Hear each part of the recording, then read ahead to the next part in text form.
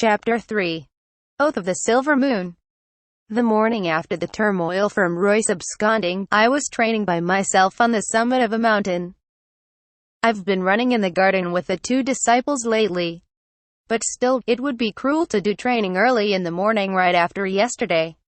Or rather, it's because I went too far and made Royce full of injuries and not even able to walk. I smile wryly as I recall yesterday's events. Last night, we, who had brought back Royce, were welcomed by the attendants who waited for our return in front of the house.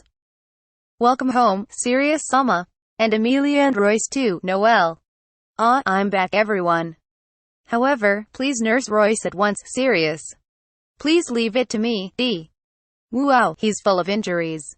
Will ointment be enough, Noel?" I passed the passed out and exhausted out Royce to D and he entered the house with Noel.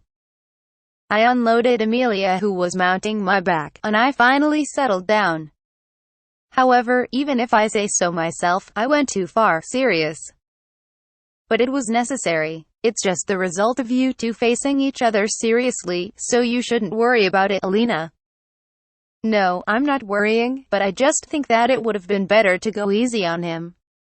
I've let my feelings take over and I didn't hold back enough, Sirius. It's fine, because this is also a whip of love. He will refrain from these kinds of selfish actions in the future, right, Alina? You sure are unscrupulous. Well, you can say that, Sirius. As my whole being felt shivers at Alina's wholly positive thinking, I suddenly noticed Amelia standing behind quietly. Though she didn't utter a single word until we came back home. Is she going to scold me for beating Royce now that she has collected herself? What's the matter? Are you not going to where Royce is, Sirius? Yes. I'll go immediately, Amelia. She ran through my side in a rush when I called out to her, but she stopped on the way, retraced her steps, and bowed in front of me. Sirius honestly, thank you very much. We siblings can be together, and it's thanks to you, Sirius Amelia. Yes, you're welcome. If nothing else, I'm glad that you're safe, Sirius. Yes. And I'll also keep following you anywhere, Amelia. Amelia looks up at me in feverish excitement. Could this be? Excuse me, Amelia. She abruptly apologized, and suddenly embraced me. And as I got bewildered by her sudden action. Ouch, Sirius. My shoulder was bitten. Though I leaked out my voice instinctively, it was mostly from surprise as there was little to no pain and no spurting blood either. Before I got to question her sudden action, she muttered something, parted from me, and ran away while blushing to then enter the house. As I'm left dumbfounded, Alina emits an aura of anger. Putting her fangs on Master. She needs the punishment that goes by the name of training, Alina. Hold on, that's a habit from the Silver Wolf tribe, so I wasn't attacked, Sirius. To persuade Alina, who was on the verge of attacking, I gave her the explanation about the Silver Wolfkins that I heard from Amelia. For Silver Wolfkins, biting a shoulder is a proof of affection. As for the words she murmured to me when she separated, like you, Amelia. It certainly is a step further from last time. This is already that, her. If I were Noel, I'd say that she completely fell, Alina. Please don't say it, Sirius. Yes, it's clear for anyone to see. That's a maiden who's completely in love, isn't it, Tilda? I saved her younger brother from the cursed child's despair and her admiration for me passed and evolved to love. This is bad. It's becoming a situation similar to the one Noel talked about. Though I don't particularly dislike the girl. We're still both young and it would be bad if we don't discuss it together properly before it gets oddly complicated. At my worried self, the all-purpose Alina bumped her chest as if saying, "Entrust it to me. Sirius please leave Amelia's matter to me, Alina. Is it alright? If you make her depressed and let her endure it, it would be a problem, Sirius." It's alright. I have a good idea for us to manage to reach a mutual agreement, Alina. Though I'm kind of anxious, I'd better entrust a woman's matter to a woman, Sirius. I leave it to Alina, I trust her, but just this time, I couldn't wipe off an indescribable uneasiness. And after that the treatment of Royce ended, but since then, he didn't wake up until the rising of morning. I worked hard in the training on the top of the mountain, so I returned to the house by flight. Having been welcomed by Alina, I heard her out while receiving a towel and a drink and taking care of my body's maintenance. Did the pair get up? Serious? Well, not yet. They don't seem like they'll be coming out, so I think I'll go call them soon, Alina. After the strife I've perpetrated yesterday, I can understand why they wouldn't be in the mood to face me. Serious. But still, we'll have to meet each other since we're in the same house. And even Amelia is not coming. I think it's because she doesn't want to leave Royce alone. At worst, shall I put a meal in front of their room to lure them out, Alina? Not right now. Anyway, breakfast is ready, so let us go. Dee seemed to be enthusiastic today, too. Serious. It's not like I'm holding a festival to lure out Amaterasu from Amanoi Wado, but isn't it pitiful to treat them like animals by alluring them with food? However, that guy is like a pet wolf so unexpectedly, I think I wouldn't feel any kind of guilt even if I do it. I'm quite cruel. Good morning, Serious-sama, Noelle and Dee. Though Noelle and Dee are sitting in front of the table on which the breakfast is set up, there is still no sign of the pair. All the members of the gathering sat with hungry gazes, and when Noelle stood up, deciding to leave the living room. Aha, did you two wake up, Noelle? Amelia and Royce, the two who were looking in to hear through the door, were discovered. The two panicked, but Noelle threw the door open, allowing no more discussion, and drew them inside. Good morning, Amelia, sobbed Royce. Amelia, who seems embarrassed, has eyes swollen with tears, and Royce is looking down with red eyes, trying not to meet her line of sight. Royce, what about the morning greetings, Amelia? Gee, good morning, Royce. Yes, very well. Then, hurry and sit. The breakfast will get cold. Serious. Here, here, both of you go ahead and sit, Noelle. With their backs pushed by Noelle, the two reluctantly sit on their seats.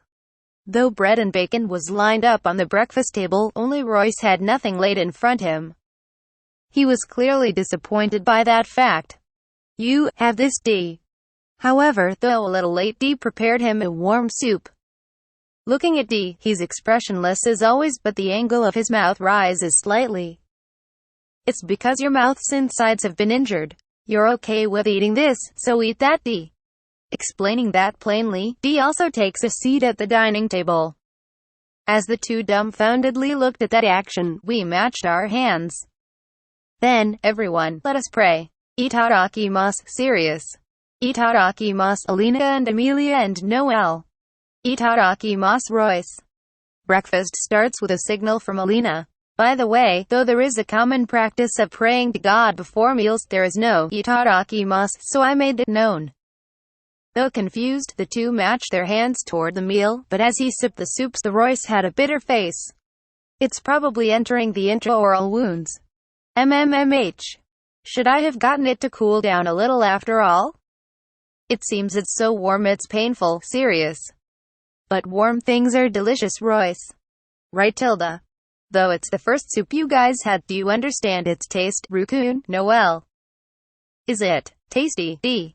Maybe out of worry about the quality of the soup I taught him. Dee waits for Royce's reaction with a throbbing heart, expressionlessly. And Royce, whose tears rose, came to attention. Why, yes, it's tasty, very tasty. He sheds tears, and though they fall into the soup, Royce's spoon doesn't stop. Having finished eating more than fast, Royce bowed vigorously. I'm sorry for acting so selfishly. I won't do such things anymore, so please let me stay with my elder sister. Though everyone's hands stopped at the abrupt repentance, Alina put down her tableware while wiping her mouth. Royce, I wonder, do you remember what Serious-sama told you to get you to come back, Alina? He said, go back home, Royce. In that case, it's all good. Welcome home again, Royce, Alina. Welcome home, Alina and Dee and Noelle. Awa, you, Royce. His tears overflow even though he wipes them. Today, I think it's the first time Royce became conscious from the bottom of his heart of being a member of this house. You must be hungry. Can you eat bread despite the pain, Noelle? Eat meat too. It will make you strong, Dee. Royce, I'll share my eggs, Amelia. Yes, I'll eat it all, Royce. He was spoiled by his elder sister, Noelle and company, and the noisy breakfast continued for a while. After breakfast, Royce came over in front of me as I was drinking my after-meal tea. His jealousy toward me from before completely disappeared. Right now, he's just a child at a loss as to how to start a conversation. I'll cast that aside this time since it can't be helped. What is it? You have some business with me, Sirius. Sirius Sama, I'm sorry. And thank you, Royce. Yes, you're welcome. However, even though I'm the one who hit you, I'll let the injury heal on its own. That's in order to carve your blunder firmly, Sirius. Yes, Royce. He finally reached the point of smiling at me. I tried patting his head as an experiment. But he didn't behave like he disliked it and was shyly swinging his tail. What's with this change? I want to do a doa gao right now. Which reminds me of that child curse thing. What about that? Though you're turned back now, will you involuntarily transform when the night comes, Sirius? I don't become it as long as I believe I don't want to become it.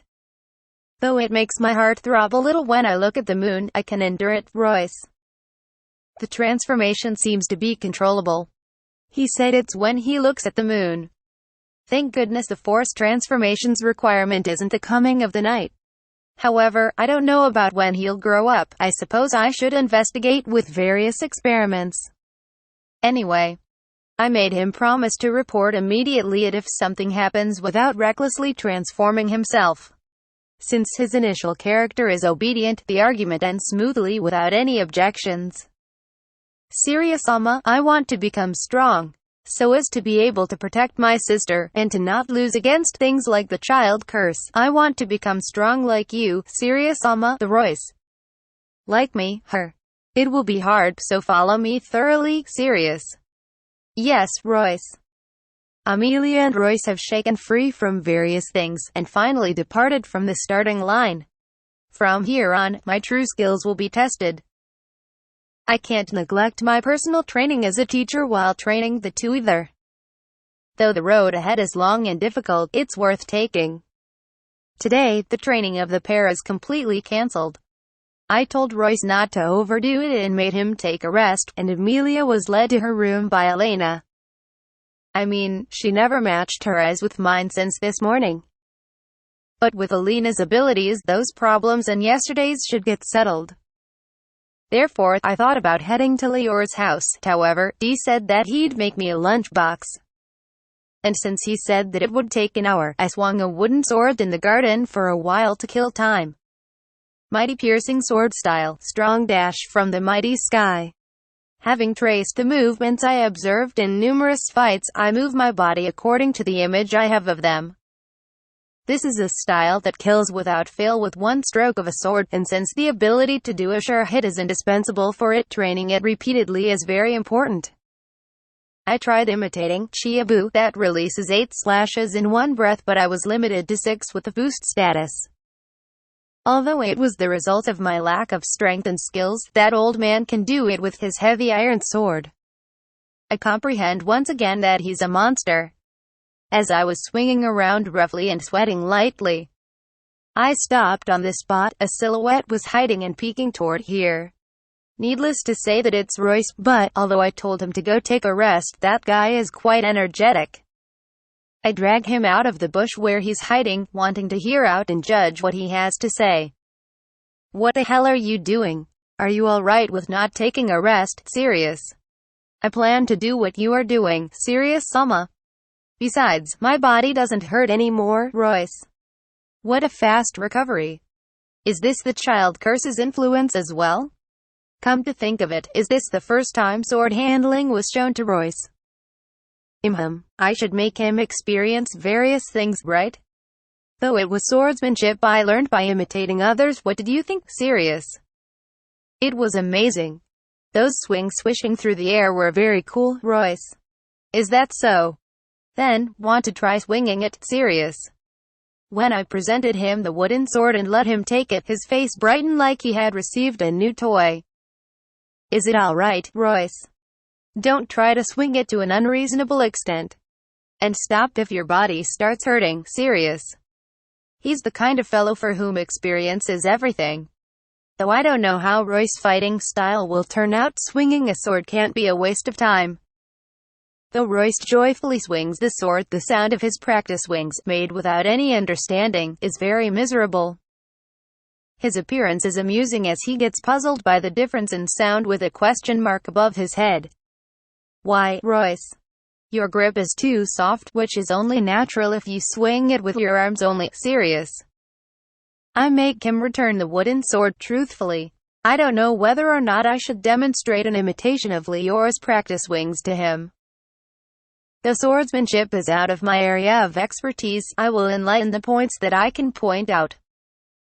Though you're right-handed, when you hold a sword with both hands, the left hand becomes important. Also, when you hold the sword, don't grip it with all of your fingers. Rather, you should tighten your little finger and your ring finger and raise your index finger. I demonstrate the technique in front of Royce, and I pass him the wooden sword again. Though what I taught him is the way to hold a katana, I think it will work out with no problems with this sword as well. I'll ask Lior for confirmation just in case. When he went on swinging the sword again, the sound of the practice swings had improved, though just a little. He's an unexpectedly fast learner. Serious, Alma, I'm sorry to have kept you waiting. Oh, the Royce with a sword. It's a little experiment. His aptitudes are quite good. Serious. He came over holding a big pouch with a lunchbox inside, but seeing Royce swinging a sword, he halted. Having given him a small explanation to the situation, I received the lunchbox, and I put it away in my shoulder bag. I want you to look after him if you have time. Well then, I'm off. Serious. Have a good day, and Royce. I'm seen off by the two, and I operate my magic in order to head towards Lior's place. On the way, when I looked back just a little bit, D seemed to be giving out some advices. Do your best, young man. Serious. I'm unable to repel Lior's surprise attack, and I'm blown away by his direct hit. Though my body rebounds several times on the ground, I regain my balance in the air and succeed in landing. However, with the attack just now, my right hand is completely out. I'd carry on, but it would probably be over if this was the real thing instead of a wooden sword, so this is it. I give up. Serious. Same. Lior seemed to have hit his limit as well. He sat down, smiling with a satisfied mind. Damn it, I've been defeated after a long time. However, the last attack was perfectly done. For Lior, who has been called Gusurugi, sure kill single blows are the standard. Even if he has techniques with a higher number of moves, he doesn't have techniques with surprise hits. That assumption of mine is the definite cause of my loss. It wasn't such a huge change, but it brought back to life my spirit that had become lax. Really, for you to have such a technique, it's my complete defeat. Serious. The skill doesn't have a name yet, but it's a relief that it got through you, Lior. It doesn't have a name. Serious. That just now was a new technique made for you. It's a technique made to attack a fast opponent when he's unguarded. Its focus is different from my style, so it was troublesome to develop, Lior. No way. For just a single person to develop a new technique made for the sole purpose of defeating me. Moreover, for him to come up with a technique that goes against his style, this old man is through in becoming strong. He sure is outrageous. Well, it won't work next time, will it? Your adaptation speed is too abnormal, so I wonder if I should sublimate this technique later on, Lior. As the old man says, I'm confident I'll be able to evade it. He uses it another time. Therefore, depending on the circumstances, he might give up on this technique with no regrets. The fights between Lior and me continue to evolve day after day. I guess that will continue until either one of us becomes unable to fight. I enjoy that, so there is no problem, right? Is your arm alright? Though you blocked it in time, the swing was serious, Lior. It's painful, but it's alright. However, it would be kind of excessive to go any further than this today. Serious. I think my bone got cracked, but it will heal in a few hours if I activate my magic regeneration spell. It can't be helped. And the time is past noon too. It's late, but let's have lunch, Lior. In that case, here is a box lunch that my attendant gave me. The quantity is too big, so there should be your share in too, old man, serious. Hey ho. I'm going to enjoy that, Lior. The old man often snitches my lunch boxes. It turns out he's a fan of Dee's cooking. I looked at the old man who returned to the house while smiling like a child, and followed right after him. The way to hold a sword, Lior. While eating lunch, I threw in the question from this morning. By the way, the lunchbox's content is a multicolored side dish, which was Dee's first challenge, a pork cutlet sandwich. I tasted it, and it's delicious, a little better than mine. He truly is a chef. Well, I never thought that much about that. I swing it by sheer strength, so. Anyway, I guess you just gotta grip it with full force to have a fix handle of it, Lior. Honestly, why is such an old man so strong? For the time being, I tried to teach him how to grip a sword. Oh. I see, this is not bad. Depending on the technique, it might be effective, Lior. Perhaps having the greed to try to adopt other people's opinions like this in order to become strong is the secret to gaining strength. If I think about it, one wouldn't normally try to change a technique he cultivated for years, right? Which reminds me, my apprentice, Royce, has been interested in swordsmanship, serious. That's a good thing. You and I grasped swordsmanship at around that same age too, Lior. Then, you have about 50 years of experience with the sword, old man.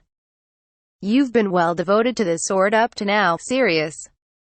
I've been doing it for 50 years and yet I'm inferior to a 6-year-old child. How about this? Wanna inherit my swordsmanship? How about it? If it's you, you'll surely surpass me, Lior.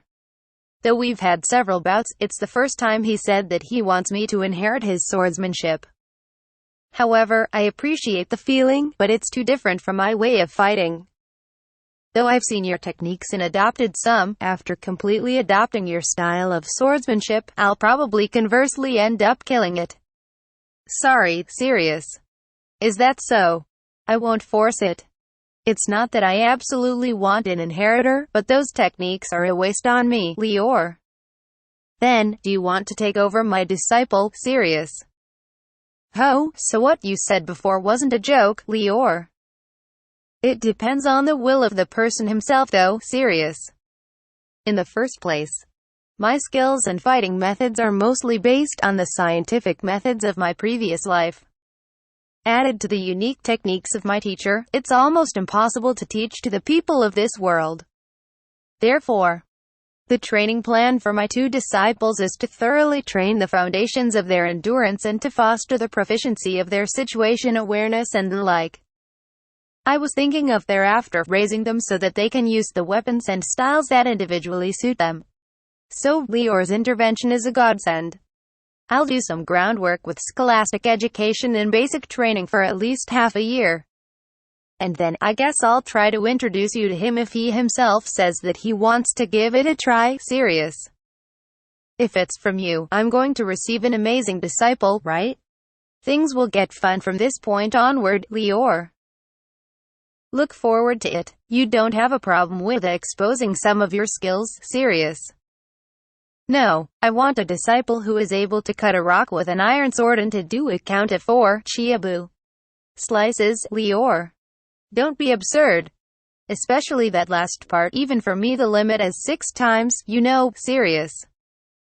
For you to be able to use it to that extent without being taught, you're too abnormal. What were those 50 years of mine for, Lior? I don't know, serious. And thus, I continued a sterile argument with the old man until my injury completely healed. However, an unexpected denouement was awaiting for me at my return. Greetings, Serious-sama, the Royce. When I finally reached the house, the Royce was still swinging a sword. Still, he's not forcing himself, his injuries have already completely recovered and he's swinging the sword happily. However, next to him, I saw Dee, who was making a difficult and still expressionless face. Serious Alma, though you have a tremendous talent, this child isn't inferior to you either. Serious Alma, I tried that technique where you swing the sword 6 times in one go, but I was only able to do it 3 times. Please teach me the trick. Royce. What? He remembered only by seeing the technique being done once, and though it was only by half, he actually succeeded.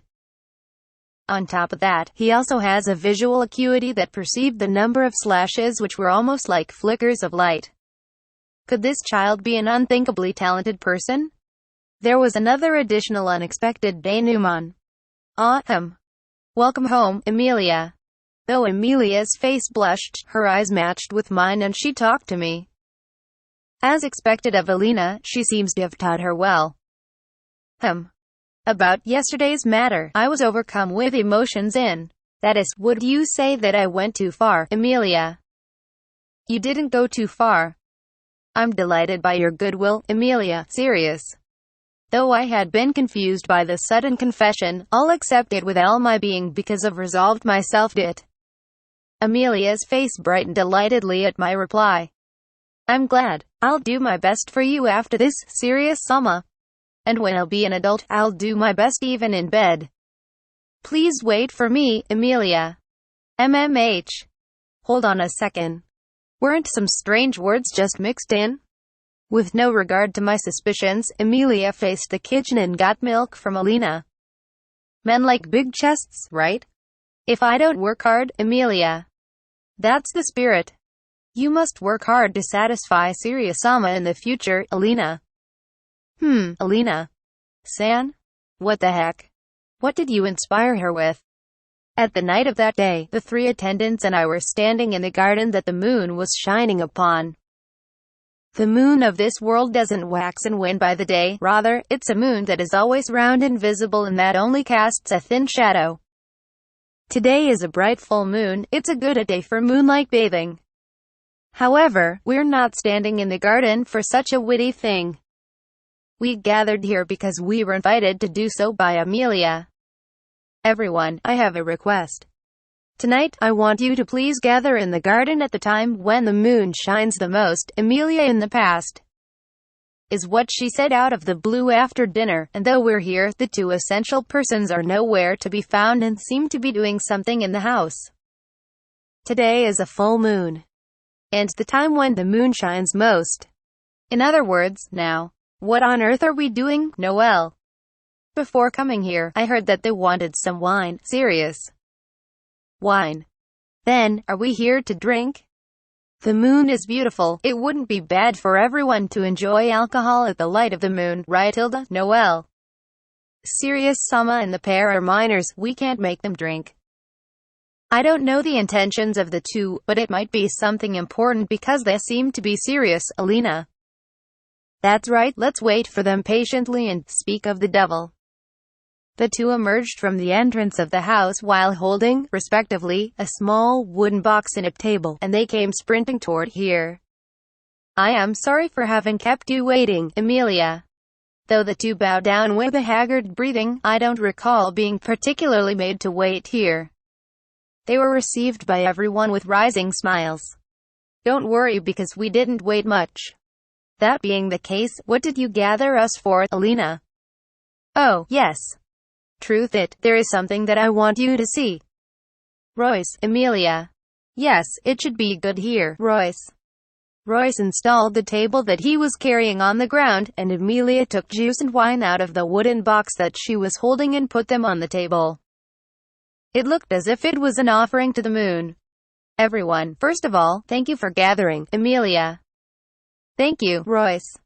Standing in front of us, the 2 thank us all alike. Somehow, this first speech kinda feels heartwarming. Allow me to explain. On the occasion of marriages and festivals, we Silver Wolfkins hold a ceremony called the Oath of the Silver Moon. It's an important ceremony where one pledges a vow to the moon. Once the vow is done, one must never break it. After the explanation, the Royce poured Apu juice in the cups that were put on the table. Never break it, you say? The Silver Wolfkins sure are amazing, Noel. According to my father, it's just a commodity. However, I have yet to see a person who broke that vow, Emilia. It's a ceremony that is held for marriages, right? The Silver Wolf tribe is a tribe that is said to cherish kinship. There is no one among them who would break that vow. Serious. Indeed. As expected of you, Sirius Alma, you sure are knowledgeable, Amelia. It's just second-hand knowledge from a book. I didn't think that I'd be able to actually see it in person, Sirius. I've gathered everybody to make sure that you witness our vow. Sirius Alma, could you stand here, Amelia? Under Amelia's lead, I was made to stand in front of the table that had been installed. Doesn't it look like I'm participating in this too? Are you ready, Amelia? I am, Sister Royce. The two people thrust their knees in front of me and approached their hands in front of their chests as if praying to a deity. And the ceremony begins. Oh, Silver Moon, our mother, please fulfill this new vow that we shall recite, Emia. In the solemn atmosphere where everyone quieted down, Amelia let out a phrase that solicited the moon. Amelia Silver Lion, Amelia. The Royce Silver Lion, Royce. I gauge on the moon to follow with thou and center mine life on thou from now on until it withers, Amelia and Royce.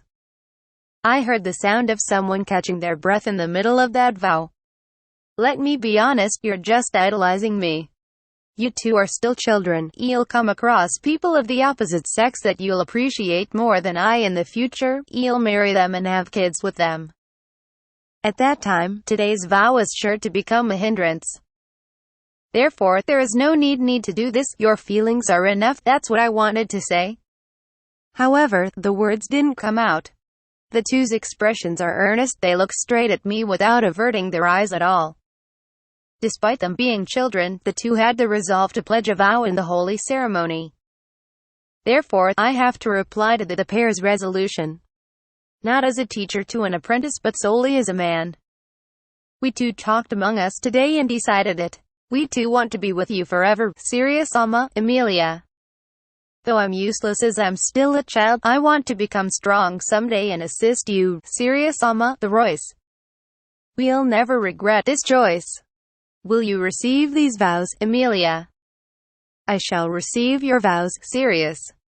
The two were pleased with my words and embraced each other, and the three attendants gave a generous round of applause. As she became embarrassed and scratched her head, Amelia handed me the cup that was placed on the table. The ceremony is not over, so please hold on a bit, Amelia.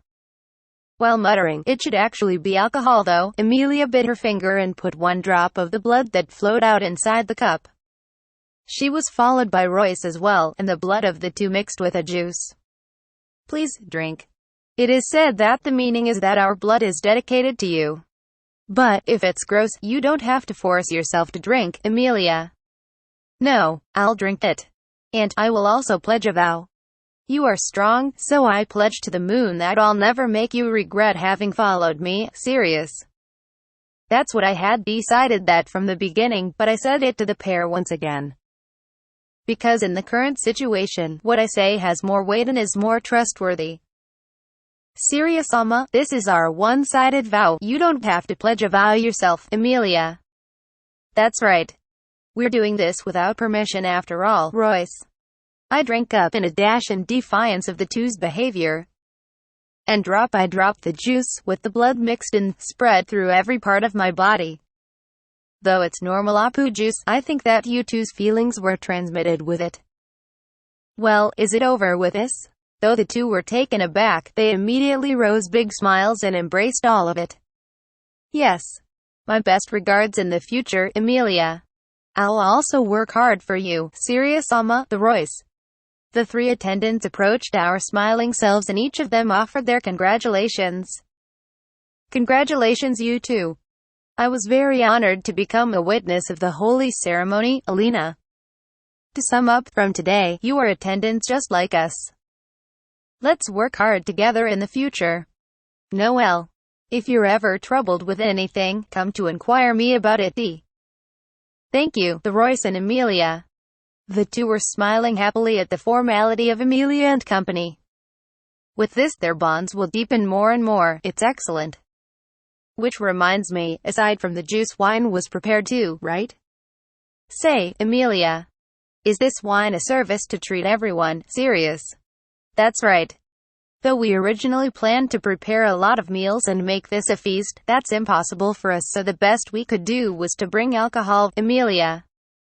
Though you said you're prepared it for us, it's standoffish, isn't it, Noelle? I'll prepare as many meals as you want for you. Sorry, but this is our ceremony, so we'd like to be taken care of solely by ourselves. Emilia. Is that how it is? You shouldn't force things like that though, right Tilda? Noelle. Here, stop talking and take it, Elena. While Noelle and Emilia were conversing, Elena moved promptly, poured wine into several cups, and handed cups to each of us. Of course, we children properly had juice. Then, shall we give a toast in celebration? The one who'll lead the toast will be Noelle. I'll leave it to you, Elena. Me? All right, Tilda. I wonder what I should say, Tilda. Noelle. Please put your strangeness aside and do it normally. Serious. Who, Tilda? It can't be helped, I'll do the usual. So, Noelle. We gather around the table, and we slightly raise our cups in unison with Noelle's voice. In commemoration of Emilia's and Roy's oath, and of the increase of Serious Sam's attendance. Cheers, Tilda. Noelle. Cheers, everyone. Under the moonlight, the sound of the clashing cups echoed in the environs.